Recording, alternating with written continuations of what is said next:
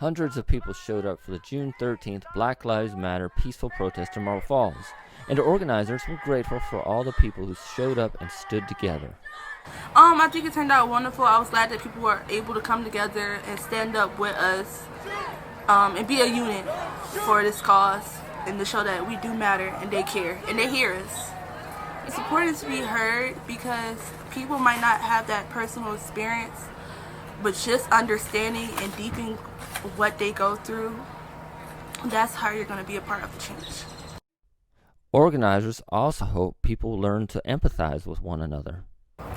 People see differently that just as I said, I live the black experience, so people probably won't understand it if you're not black, but people can be compassionate with you and hear you.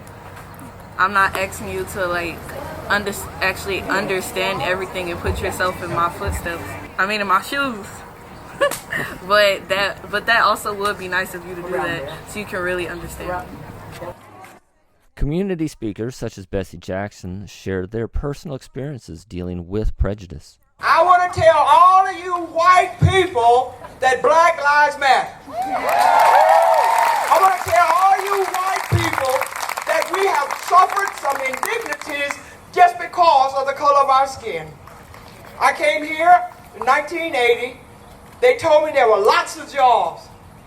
Guess what? I went to college. I got 2 years college experience with Dallas Baptist College. I went to Allstate Business College. I finished with all kinds of degrees, what have you. So I come and I'm looking for a job. I'm looking for a job.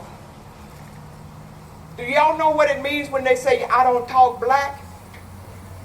For some reason, I didn't talk black on the telephone. The job come on over, and when this black face showed up, the job was automatically filled.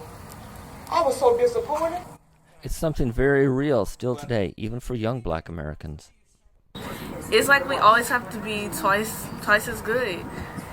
It's like we just always have to be better. It's like I could beat her, yes, but probably because she white, I still feel like she's gonna beat me just because of that. It's like we gotta be great. We have to, every single thing we do, we have to put our best foot forward, and it's like if we don't, we're set back. We're a thug, we're a criminal, we're a delinquent. Like, it's like every single thing we do, we have to be passionate about and always give our best. It's no times for mess ups when you're black. Organizers admit they weren't sure how this event would turn out. So I do believe that these young people were placed here for such a time as this, to be able to bring together all these different walks of life under one stance, which is Black Lives Matter.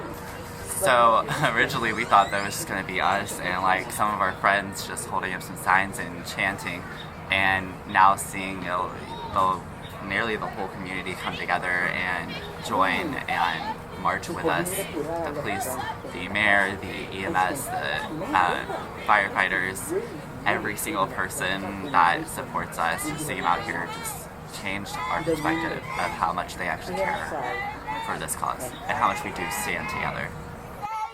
The rally wasn't just about this one day, but also taking it forward into the future. So embrace who you are. Embrace exactly who you are. So I want you to see me. All right? I want to see you. We talk. We go through those tough conversations so that we can work on this thing together. Have the tough conversations so that we can have this unity. I would like to see people continue to keep the conversation going.